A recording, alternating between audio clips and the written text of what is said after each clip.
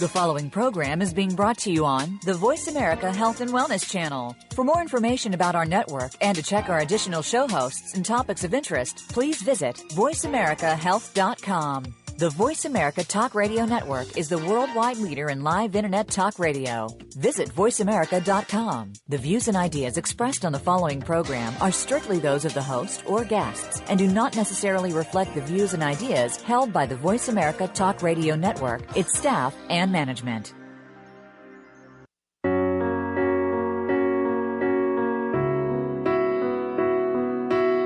Loss in our lives takes on many different forms and can be more than just a physical loss. It goes beyond that to include emotional loss, business loss, and loss of personal health. This is Voices for Healing with Cathy Roberts. Today, Cathy and her guests will help you find out that you are not alone in dealing with loss and grief. There are so many different ways to deal with loss. What works for some may not work for others. Together, let's find the solution that you can use. Here's your host, Cathy Roberts.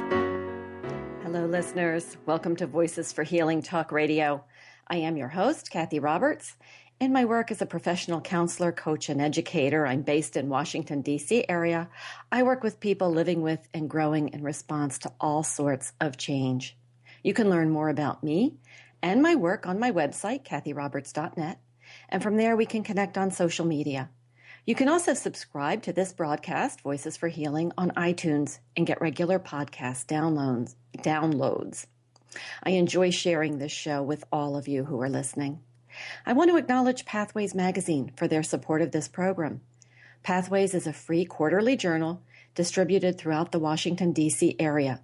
You can pick up a copy at your favorite library or health food store. The summer issue is now available. And for listeners across the nation and around the world who are intrigued about this publication, you can read Pathways online at www.pathwaysmagazine.com. Each week, the show features a guest who has expertise in some area of healing loss and finding opportunity in chaos. My wish for everyone listening is that you connect with some of what you hear on the shows and be inspired to use challenges to grow and to become your most real and authentic self. Today, my guest is Kristen Moeller.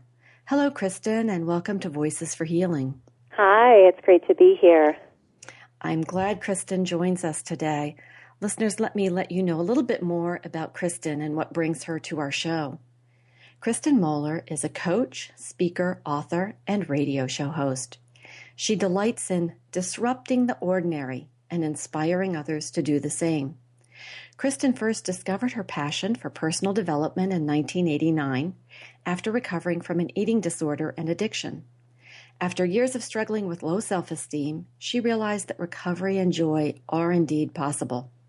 Determined to provide this for others, Kristen immersed herself in the field of personal growth, earning a master's degree in mental health counseling, volunteering and working in treatment centers while continuing to train and develop herself. Now a highly popular radio personality, TED speaker, and author, Kristen Moeller is an in-demand workshop leader and visionary, dedicated to providing people with the tools they need to find and live their passion. Moeller lives with her family in Colorado. Now, I heard about Kristen when I was talking with one of the people who works at her publishing house, and this person shared with me that Kristen had lost her home in a Colorado wildfire and was writing her book at about the same time that this happened, or maybe afterwards. Maybe you can fill us in on the sequence, Kristen. But this just seems like, as a person who has lived in my home for a long time and really loves where I am, this seems like a real seminal event in your life. And I wonder if you could start by sharing with us your story of what happened and put context around what we will be talking about here and what are we waiting for. Yeah, thank you.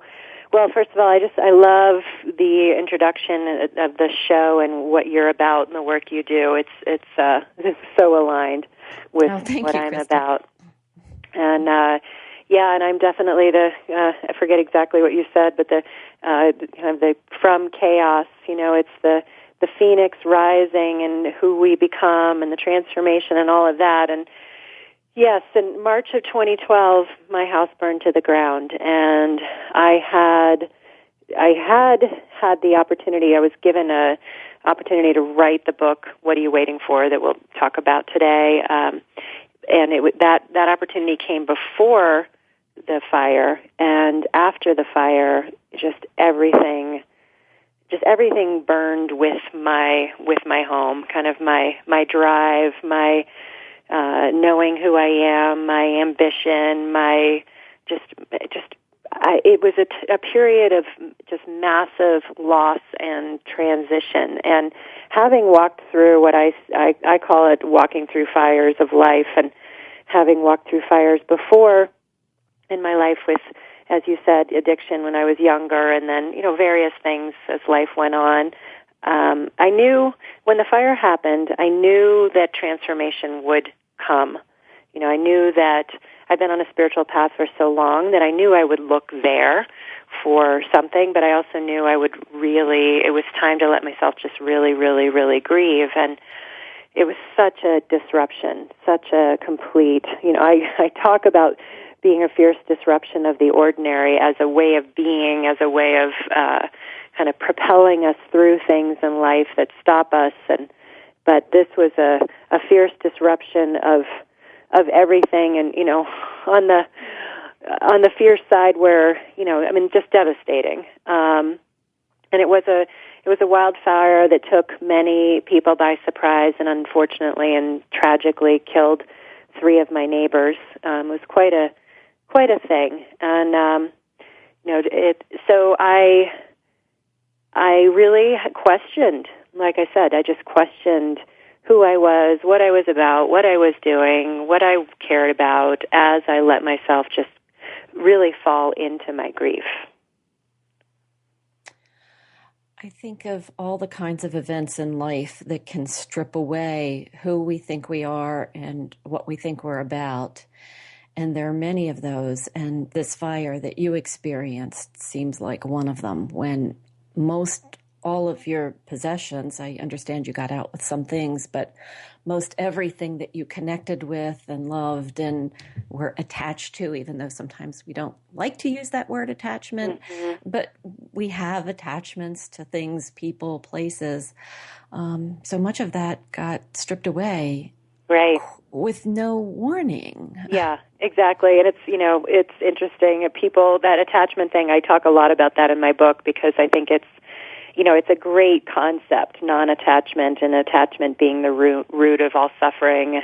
Things, those of us on a spiritual path really have meditated on that and all of that. And, I had people, we were warned after the fire that people would say the oddest things, as people do after tragedies, because people don't, in our discomfort, we don't really know what to say, and we want to take away people's pain, and it's well-meaning. Yet that's we could probably talk a whole hour on that, of how uncomfortable we are with grief in our society. But fortunately, we were forewarned of what people might say, and so when they said it, we were at least we knew. And one of the things we were forewarned is people would say things like, "It must be so freeing not to have any stuff." And I remember the first time someone said that, it was as we were doing our first cleanup at the property, early on, and we decided to sift through the rubble of our home to try to find treasures, including my husband's wedding ring, which he had left in the bathroom as he went on a business trip, and I unfortunately didn't realize it was there, and as I left the house. So we had heard stories of people. My dog is going after a bee in the background, so if you hear a little toenail I wasn't hearing around. it yet. I didn't hear it yet. But. My dog is one of the attachments that I was able to get out of the house. But we had heard stories of people finding things like that. Literally, I think I had met someone after the fire who showed me this gold band that she had found in the rubble of her home. And so I thought, maybe we'll find David's ring. And so we started sifting and setting up.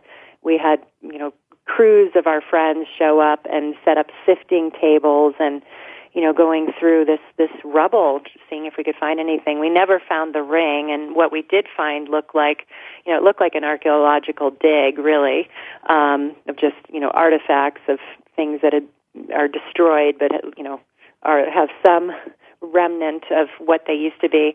But anyway, on one of our first days of doing that, one of my friends mused out loud, "It must be so freeing not to have any stuff."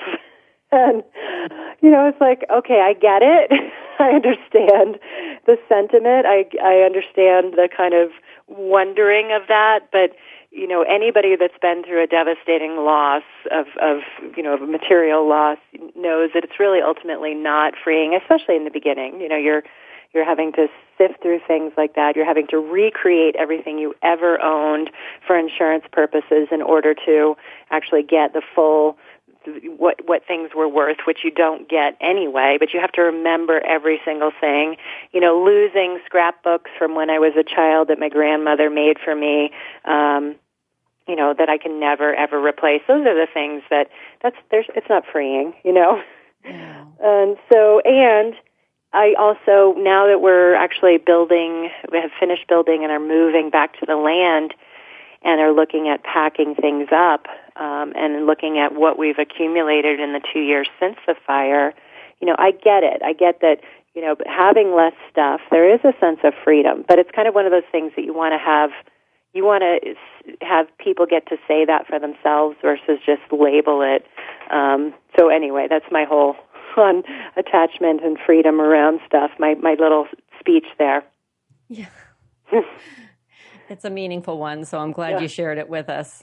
Yeah, I think we're just so, I mean, even I who have been through, I think, like you described in the beginning of kind of the transformation and what people get, what can happen after you walk through these fires in life, is we become more compassionate for other people's struggles and become more able to be with other people's pain and darkness. And even though that's one of the things I've definitely gained from walking through the various things I've walked through. I can be with other people's pain. I still find myself almost wanting to say those things of just, kind of the quick and easy things to try to make someone feel better. I mean, it comes to my lips, and I stop myself because what I really want to do is just be with people wherever they are and not just give them the pat answer. But it's just what we do because we just, like I said, we're just so uncomfortable in our society. We just have this, okay, it's been long enough. Let's get back out there, get back in the game, and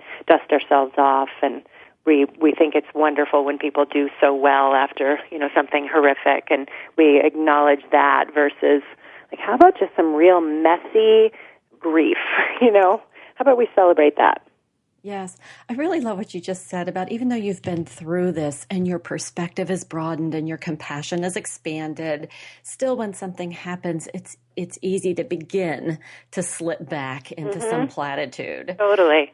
And I get that. As I'm talking to you, I'm thinking, oh, gee, when I listen to this, will I hear myself doing that somewhere in our talk today? And I may. Yeah, exactly. I may indeed. I know, and I do really think it is well-meaning, and that's why I try not to be, too judgmental of people that said the things they said. I mean, it's just well-meaning, but we just miss so much then, and it just, it negates often what people are truly dealing with, and then we think that we're supposed to be that way too, that we're just supposed to move on so quickly versus really, I'm reading a book now.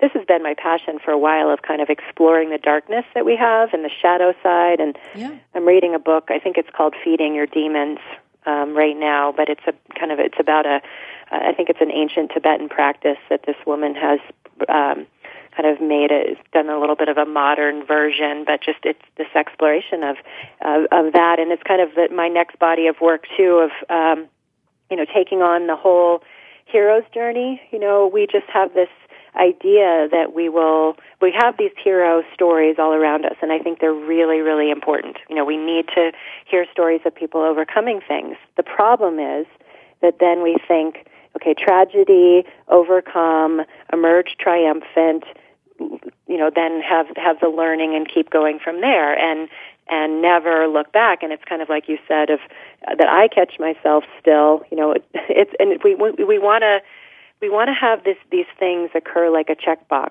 of, okay, I had lost my house, I lost everything. Okay, got the concept of non-attachment, emerged like the phoenix, check, and now never to fall back again.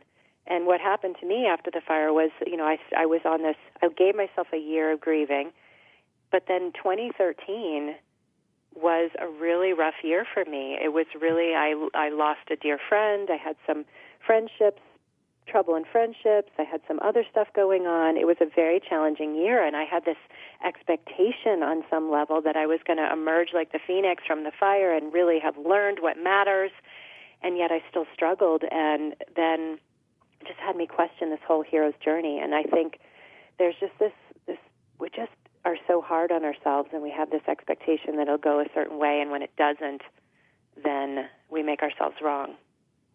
You're tapping into so much richness. There's so much I want to comment on what you're saying. And the first part is about the shadow side that you're talking about delving into. I'm presuming that feeding our demons has something to do with that shadow aspect, the things about us that are things about ourselves that are hard to look at. But yes, we really can't know ourselves and love ourselves until we do that work. And that's a theme that runs through this show. Many of the people who have come on have talked about the importance of doing that work, as well as the cyclical nature of this work, which you're talking about in the second part of what you talked about. You gave yourself a year to heal, and then 2013 threw a whole bunch more stuff at you, and you found you were still dealing with grief and loss on some level. Maybe it was new things. Maybe it wasn't all about the fire now, but it was about other losses. And I think that's really part of life, is one thing after another comes our way, and somehow we need to show up and meet it. Yes.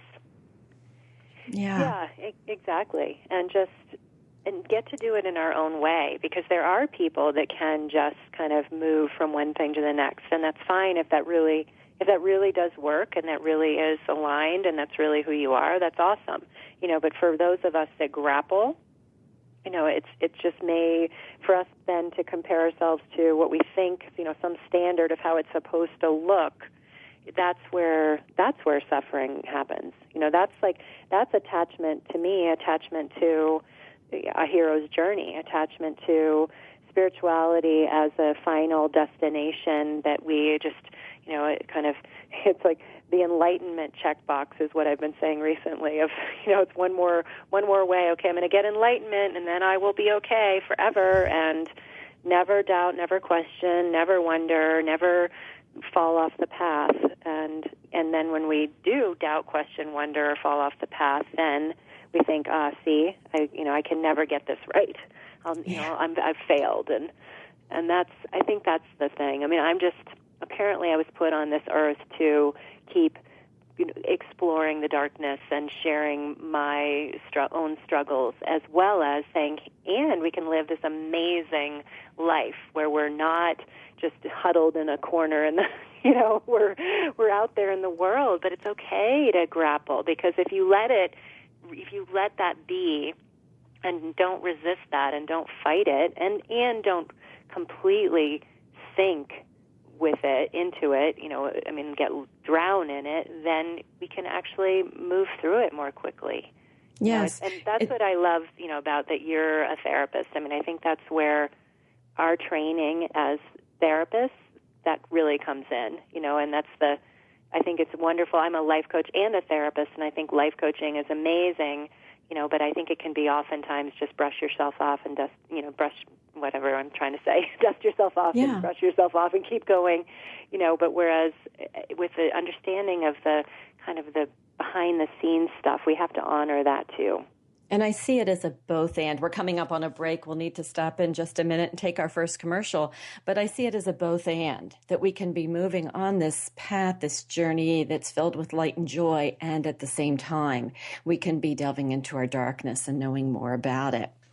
As Dr. Seuss writes in Oh, the Places You'll Go, everyone is just waiting for the fish to bite, or waiting for the wind to fly a kite, or waiting around for a Friday night. Wait for us as we take a short commercial break. We'll be right back with Kristen Moeller talking about her book and her life. What are you waiting for?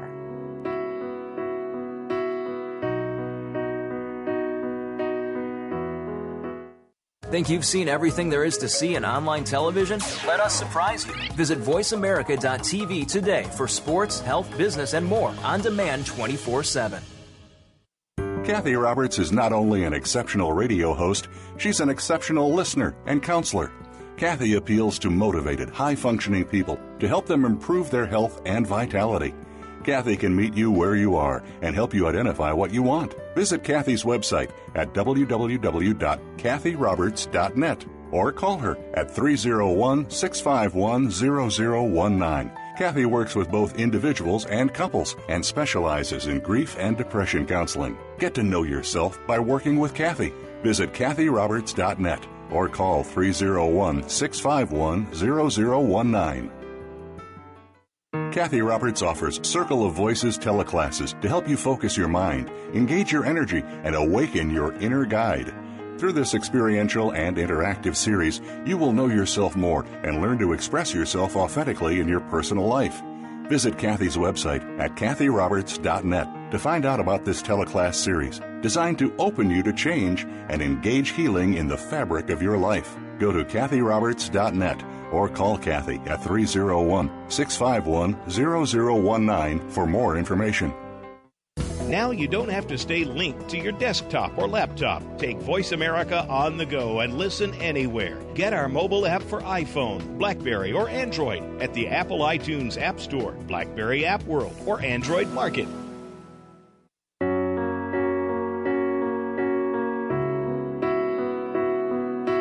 You are listening to Voices for Healing with your host, Cathy Roberts. If you have a question or comment for the program, please send an email to Cathy at cathyroberts.net. That's Cathy at cathyroberts.net. Now back to Voices for Healing. Welcome back to Voices for Healing. I'm Cathy Roberts, and my guest today is Kristen Moeller. A devastating fire destroyed Kristen's home a little over 2 years ago. She lost nearly all her possessions, and the fire killed 3 of her neighbors. She's walked through fire in her life, both before that fire and since then, as she shared with us in the last segment of the program. And she's here sharing the wisdom that she has gleaned from all of this with us. In her book, Kristen has this particular these 2 sentences that I want her to talk a little bit about with us. She says, "I changed not due to the fire, but to my own willingness to allow myself to be where I was. I grew by not changing." I love the sound of that. Sounds like a, I can't think of the word right now, a paradox. Yeah, or a paradox. So I would love for you to tell our listeners a little bit more about that you have lived and are living.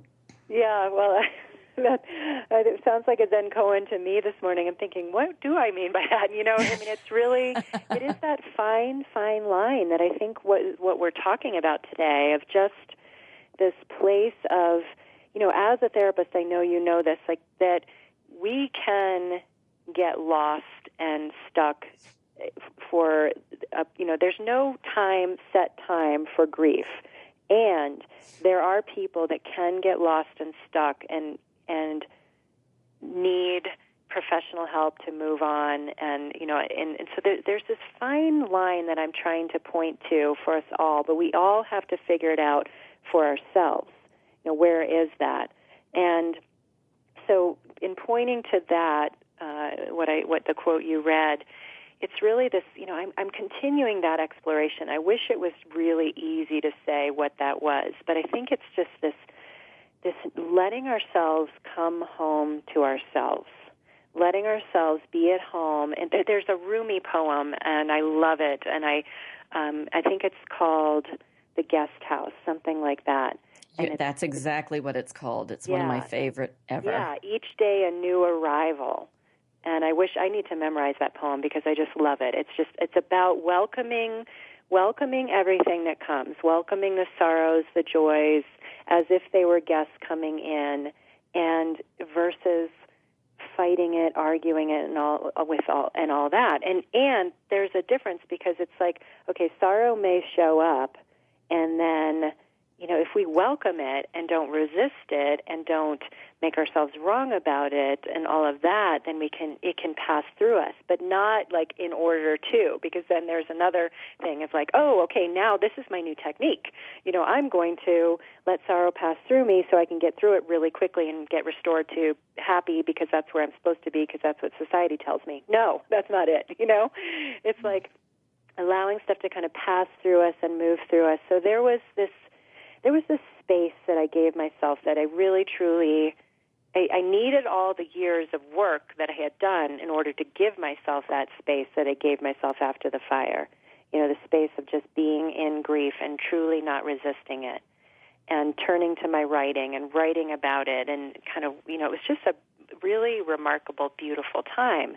And then, like I said before, then 2013 delivered its guests that I didn't necessarily like, and what started to happen was I started to make myself wrong for, wait a minute, I thought if I gave myself that whole year, it was, then I would be better, and so I kind of laid it on myself, and I think 2014 is the year for me of really saying, no, this is what I've been teaching all along.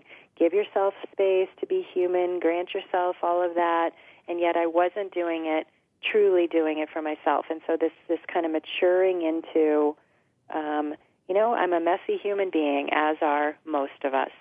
I got my ups, my downs, my good moments, my bad moments. Yes, I can choose. Yes, I have the power to create at any moment, but sometimes it doesn't feel like that, and guess what? That's okay, too. And then I get restored to something when I remember all of that, and then remember I do have choice, not as a way to brush over what's really there, but actually a way to honor it all, but still have choice of who I say I am.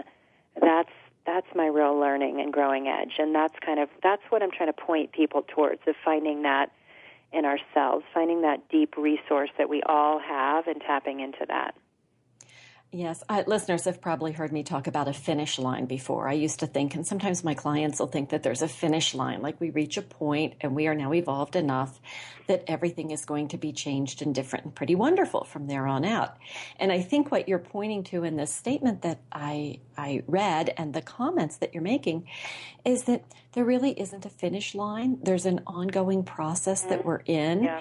And as we can be with ourselves in that process, at whatever point we are in it, we do ourselves a service, and it's easier for us than if we're getting tense about it and thinking life should be different or I should be different. Exactly, because that's suffering. That's the attachment piece that is where we need to loosen our grips.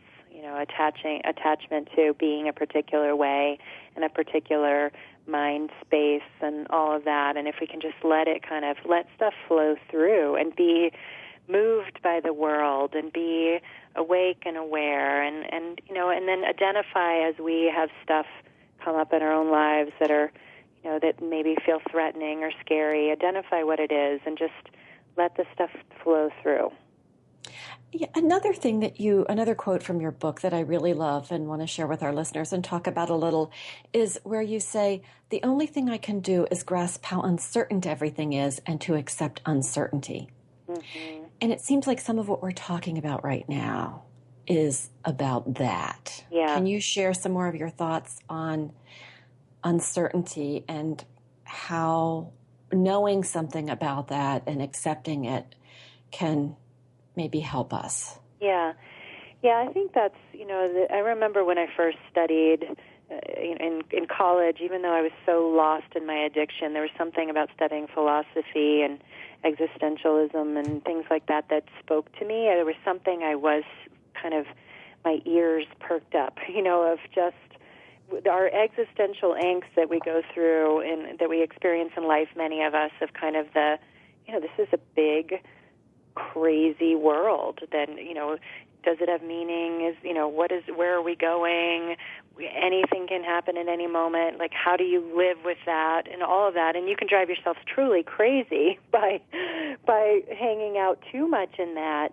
But there's this balance, because then we go to the other side and we don't want to face death, and we just want to, we turn to things that numb us, and, and the extreme side is addiction. And But most people spend life kind of in a not maybe in the extreme of addiction, but just in this numbing out place of not really facing the fact that life is precious and fleeting. And we've heard that before, like live your one wild precious life, Mary Oliver's wonderful words, but mostly we don't live like that. We just kind of react from thing to thing. And so grappling with that life is uncertain, that anything can happen at any time, and allowing that in enough that you don't let yourself become consumed and obsessed and live in fear, but also that you're not living in denial, I think it's like finding the sweet spot,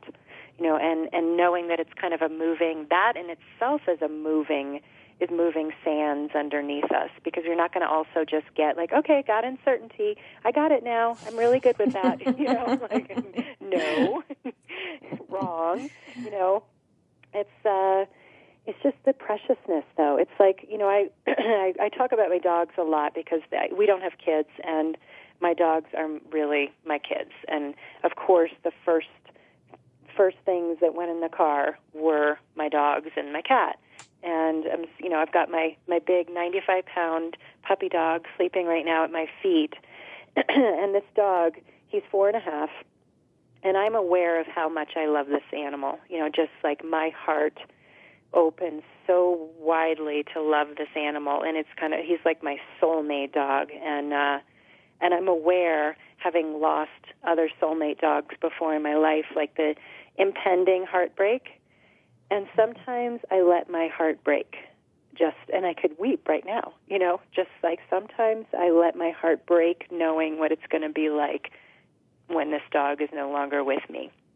But it gives me, it's like a love I tap into, and then I could revel in that and worry about it. And sometimes I do that too. I'm like, oh my God, I don't want to feel that pain. But then sometimes he's just like, oh my God, why is he following me around the house? It's like the full range of how we are as humans. But it's kind of this, if we can let ourselves kind of have all of it, but allow your heart to break a little, and then allow yourself to protect your heart a little, and then allow it to open again, and then cry for, what's wrong with the world, and then, turn on a bad movie, and then, kind of it's the whole range of it that is, I think, how we need to go through this life versus just, you can't hold it all the time, and you don't want to deny it all the time either. Yeah, and I hope our listeners really picked up what you just said as you talked about your dog, and as you talked about your love for your dog, and how you're willing to love, knowing that your heart will break a little in that loving, and at the same time, you don't just gloss over it and make it all like all sweetness and light. You're also talking about how your dog follows you around and can annoy you at times. Yeah. And this is the reality of life, and I think what we're talking about here. And I just love the way you expressed that. And wanted to know more about your dogs. One of the questions that I want to ask you, because you were so clear in your book about how your love of animals helped with your healing. And I'm really interested in more about that, how your dogs and your cat, if she did as well, were really supporting you after the fire and during that time of grief. Well, I think that's just what you just said. It's like the keeping my heart open. And even as I was saying that to you, I just realized that we have rebuilt now, and we are moving back to the land a little over 2 years later. And there's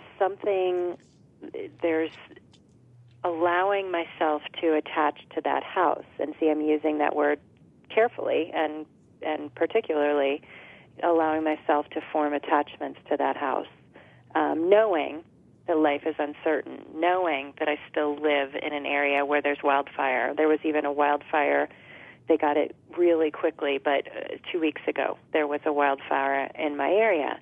And knowing who knows what, life, everything we just talked about. But there's like, am I willing to open my heart and love that place again like I did before? Because I loved that place like a person, it had a personality. It was a spiritual, magical place that we went home to and truly felt at home. And I haven't had that for over 2 years, and so now here we are. And so in saying that to you of, watching myself with my dog, it's just that, am I willing? And it's like, when someone loses a child or loses a spouse, and then you choose to keep your heart open again. You choose to maybe remarry again one day. And, it's funny, someone said to me the other day, so do you like this house better than you liked your first house? And it felt like this, would you ask someone when they're marrying for the second time after their spouse has died, would you say, well, do you like this spouse better? And it's like, I honor the old house and I make space for this new house, and it's different. And, so I think my dogs just keep me, they really keep me grounded and remembering to keep my heart open and to stay present and to be with them and to, just to stay in love. Yes. You talk about some of the ways, I'm going to switch the subject a little bit here and talk about waiting. And that's what your book is about. And you talk about some of the ways that we wait until we feel better or more evolved or less scared or ready and whatnot. Why do we let those thoughts enter in? And what can we do differently about that? Well, it's just what we do. It's human nature, and we want to stay safe, mostly. We don't want to venture out of the status quo. We want to stay in comfort, and that's one of the main reasons we wait.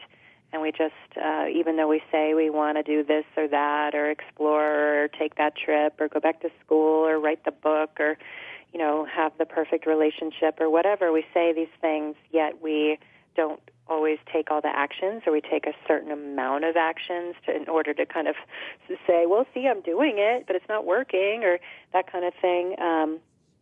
We just really don't want to be uncomfortable.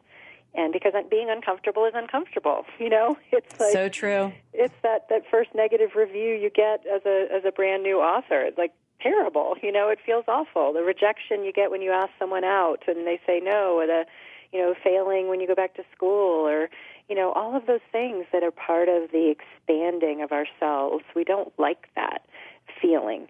And so it's easier to just wait and put it off and say, oh, yeah, I'm really going to do this one day, and not do it. So I think, one important thing to do is kind of, I say it as a fire drill now. Look at your life as kind of do a fire drill. If you were, everything was going to burn up in your life, what would you keep? What would be those precious things, whether they're activities or dreams or goals or projects or even relationships that you hold on to long past when you maybe should. All of these things, kind of allow yourself to look at your life in that way.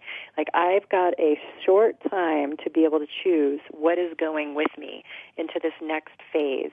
And maybe you've got maybe you've got a birthday coming up or some anniversary of some loss or something like that. Those are always really good times to take on this type of exercise. But if you don't have that, just take it on anyway. And fire's coming. What are you taking with you?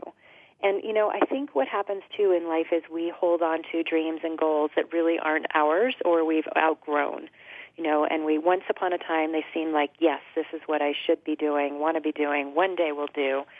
And we keep those all around, and so it's this clutter that we have, this emotional and psychological clutter draining us. And if we can cleanse out some of that and say, nope, that's not, really, I don't want to do that anymore. I thought I did, and I don't. Retire that stuff. Let it burn up. And, maybe even do a ceremony, of course, in a fire-safe area, my disclaimer. Write down the things that you're going to take, and write down the things you're not, and burn the things you're not. And have a little ceremony for yourself. And it's kind of, as I move back to this land, we're actually moving into a tiny home. It's a 500-square-foot house, and we were in 1,200 before, and we moved to 1,400 for the last 2 years, and we started accumulating more stuff. and now we're moving to 500 square feet, and we're actually going to be on a show called Tiny House Nation on A&E, which is a whole nother story, but we're doing this whole downsizing and simplifying, and so I'm doing what I'm telling people to do right now. I'm doing it not just physically. I'm looking at, the physical things I want to keep and what's important to me at this point in my life, and even if I've accumulated something in the last 2 years, can I let go of it? And I'm also doing another cleansing of my dreams and goals and plans and relationships and looking at and ways of being with myself. Like, what do I want to take with me and what do I want to leave? So that's what I ask people to do for themselves, just really take it on. Spend an afternoon or spend a couple hours or spend an hour if you only have that. Really, really look at what matters. Excellent question. It's time for us to take another break already, and Kristen's leaving us with a question at the perfect time as we go into our break for you to think about if fire was coming your way. Just imagine that you need to jettison things from your life, whatever they may be, and what is it that you're ready to let go of now? Don't wait for a fire to happen. Just do this on your own. Think about what is it in your life that you want to bring forward with you, and what is it that you're ready to leave behind? These are questions to think about as we take a short commercial break. We'll be right back.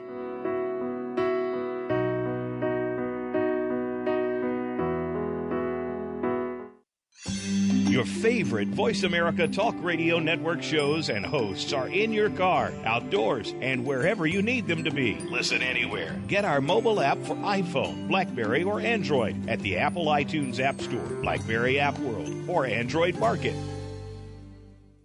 Cathy Roberts offers Circle of Voices teleclasses to help you focus your mind, engage your energy, and awaken your inner guide.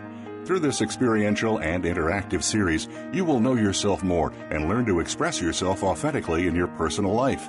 Visit Cathy's website at cathyroberts.net to find out about this teleclass series designed to open you to change and engage healing in the fabric of your life. Go to cathyroberts.net or call Cathy at 301-651-0019 for more information. Cathy Roberts is not only an exceptional radio host, she's an exceptional listener and counselor. Cathy appeals to motivated, high-functioning people to help them improve their health and vitality. Cathy can meet you where you are and help you identify what you want. Visit Cathy's website at www.cathyroberts.net or call her at 301-651-0019. Cathy works with both individuals and couples and specializes in grief and depression counseling. Get to know yourself by working with Cathy. Visit cathyroberts.net or call 301-651-0019. Your favorite Voice America Talk Radio Network shows and hosts are in your car, outdoors, and wherever you need them to be. Listen anywhere. Get our mobile app for iPhone, BlackBerry, or Android at the Apple iTunes App Store, BlackBerry App World, or Android Market.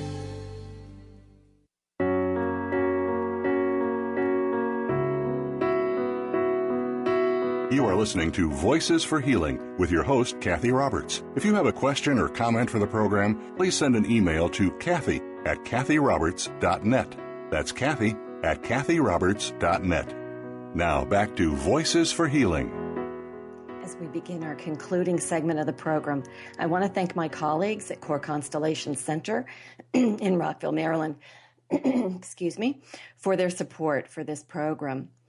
Kristen, please tell us about any upcoming events you have, how our listeners might reach you, and anything else that you would like to share so that people can know more about you and your work. Yeah, well, my biggest exciting event is what I mentioned briefly, A&E's Tiny House Nation. So A&E has a new channel called FYI. They rebranded their bio channel for anybody that has A&E. And the series Tiny House Nation is starting actually this Wednesday. And it's a 10-week series, and we are one of the episodes where we will be featured showing us building and moving into our tiny house. And so that's very exciting. And you can find out more information about that by looking at my fan page, Kristen Moeller fan page on Facebook. I'm at my friend limit on friends, so I send people to my fan page now. and it's KristenMoeller, and it's my fan page, and I'd love to have you join me there. And you can also check out my website, KristenMoeller.com. That's great. Thanks for sharing. And I love these tiny houses. I've been aware of them for a while, and I think they're really cool to have a tiny house.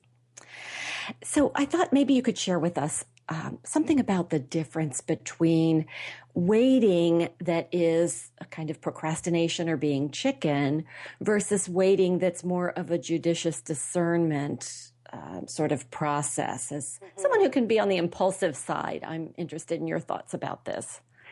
Yeah, I think, waiting is a continuum, and it's another thing that it's important for people to explore for themselves and tell the truth to yourself about, okay, are you, I wrote that article, are you waiting or are you being a chicken? And, are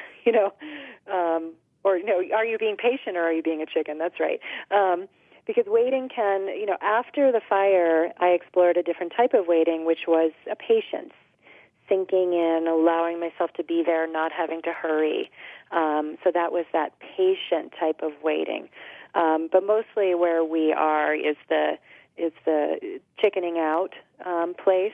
And, so I think it's kind of the first test is doing what we talked about earlier, doing kind of the fire drill for your life. And looking at, because sometimes when we're procrastinating and putting something off, it is because we actually are truly not aligned with it.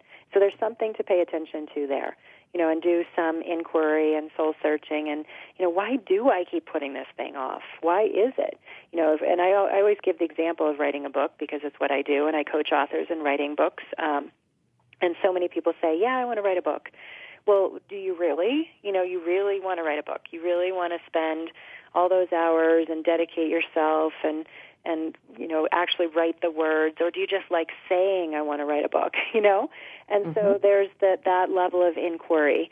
And then there's just, basic laziness that we get into, which is, like I have things that I need to do today that I really would rather postpone. I have to do some bookkeeping and stuff that's just really not fun. And that's where I procrastinate. And, I know I need to do it. I can't just say, oh, it's one of those areas of my life I'm just not going to do, And so I procrastinate, though. I find all the excuses in the world, and I put it last, and then it starts to kind of haunt me and bug me and all of that.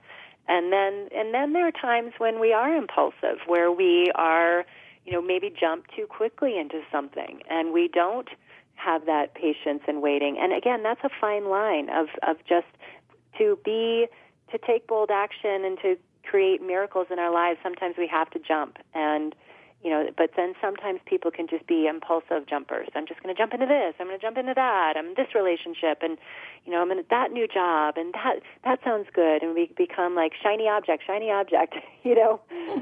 I have all aspects, as I think most of us do. And then we have maybe one that's a little more our kind of Achilles heel. So we need to look at what is that. Is it are you getting stuck and not wanting to move? Are you afraid? Are you being impulsive and moving too quickly into things? And taking the time to inquire, and by doing that first exercise of looking at what really matters to you and settling down, and then looking at, okay, what type of waiting am I doing right now? Yes, excellent. Thank you for sharing that with our listeners as we discern what is waiting that is helpful to us and what's waiting that's really not as helpful. One of the beliefs we have as we go through changes is that we need to stay comfortable, and you touched on that in the last segment of the program. And yet as we stretch and grow, we're going to feel uncomfortable. It's going to be part of the package. What strategies can people use to help push through discomfort when that comes up, when people are doing something new? Or and remember, doing can be nothing, because for some of us, doing means stopping and listening and doing nothing. Well, I think that it's another area where we have this delusion, both maybe. We see people succeeding out there in the world, and they seem to be doing it effortlessly. And so we say to ourselves on some level, okay, they're doing it, it looks effortless, So if I have effort or discomfort or anxiety, that either means I can't do it or shouldn't be doing it because they don't have it, so therefore, we judge ourselves that way. So I think if we can just acknowledge, first of all, that discomfort comes with really any type of growth, and often anxiety comes, and anxiety is the body's response to something. I mean, it's or the anxious feelings. We label it as anxiety, but it's kind of the other side of the coin of excitement. When we're excited about something, we get kind of we have butterflies, and maybe our palms are sweaty, and yet, before a speaking engagement, we would, my palms sweat, my stomach gets nervous, and I could say, I don't want to feel that, and therefore, and because I'm feeling it, maybe I shouldn't be doing it, and then that would just stop me. But instead, I say, okay, that's just part of my body's response, and it's part of what my body does, and so it's just going to happen, and I just got to walk through it. And so I think that the most important thing that I could say is if you expect yourself just to feel no discomfort as you stretch and grow, then it's a setup. You're going to most likely feel discomfort, and you're going to experience failure and all of that kind of stuff. And so can you be with that? Can you let yourself, and it doesn't mean that we like it as we're going through it. I mean, really, I wish I didn't ever feel nervous. I could say, I wish that still, because it's painful. It hurts. My stomach hurts, but it's part of it. And sometimes I just don't want to do that. And so let yourself also have those times where you really do turn the brain off and let yourself rest. But stretching and growing requires that. It requires discomfort. It requires that. It's part of it. And I think the more we walk through that and say, oh, you know what, I survived. Okay, so the next time I'll feel it, and maybe I'll feel a little less. But, there are those of us that every time we take the next level of growth, we're going to feel that discomfort. So we just kind of start to accept that as par for the course. And I think it's helpful to know that nearly everybody experiences that. Nearly everybody I talk to experiences that on some kind of level. And I remember when I first did my first radio show back in February, one of my goals was to simply stay in my body while I was doing the show. That's how high the nervousness was. Was just, if I can keep my feet on the floor and stay present, we'll be doing great. Exactly. Yeah. And I think the other thing that helps me personally is to remind myself, the reason that I'm having these bodily responses is this thing is important to me. Yeah. And that really can help. And it lets me know that this isn't just some fluff thing, but it is something that is important. And that's the response. And whatever the outcome might be, whether, I stumble around and fall on my face or whether I get a standing ovation, that really isn't as important as me knowing that it's important and I care about it. And that's why I feel this way. Right. Yeah. Well, we're coming up. I just can't believe how fast these hours fly. We are coming up on like the 3-minute mark here. And I wonder if you could share perhaps 2 takeaways that you would like to leave our audience with in about a minute and a half time, that you want people to know, that you've gotten out of your experience and you want to leave our audience with? Well, I think the 2 things are, number 1, let yourself let go of needing to be perfect.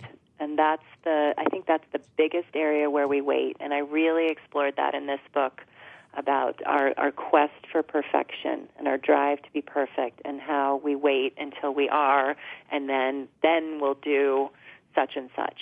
And that day is never going to come, and just allow yourself to not be perfect and allow yourself to be a messy human with your trials and tribulations and good and bad and ugly and beautiful. Let it all be. And then let others be like that too. That's number 1. And I know that's a tall order, but that's why I wrote my book. So read my book. Yes, read her book. Yeah. The second thing is take simple actions.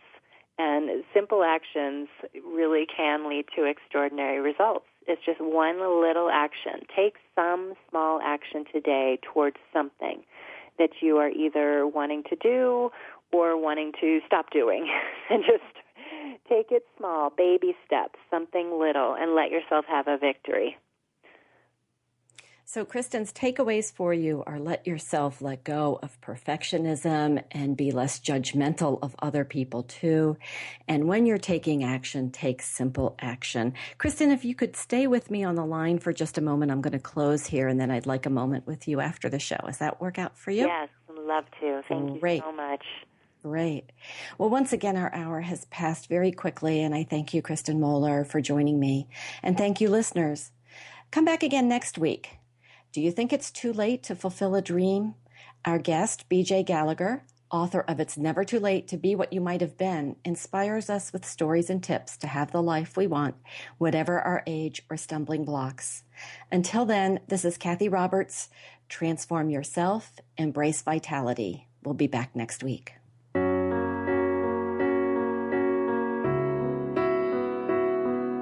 Thank you for listening to Voices for Healing. Please join Cathy Roberts again next Monday morning at 8 a.m. Pacific Time, 11 a.m. Eastern Time on the Voice America Health and Wellness Channel. We wish you the best recovery from your loss, and we'll talk again next week.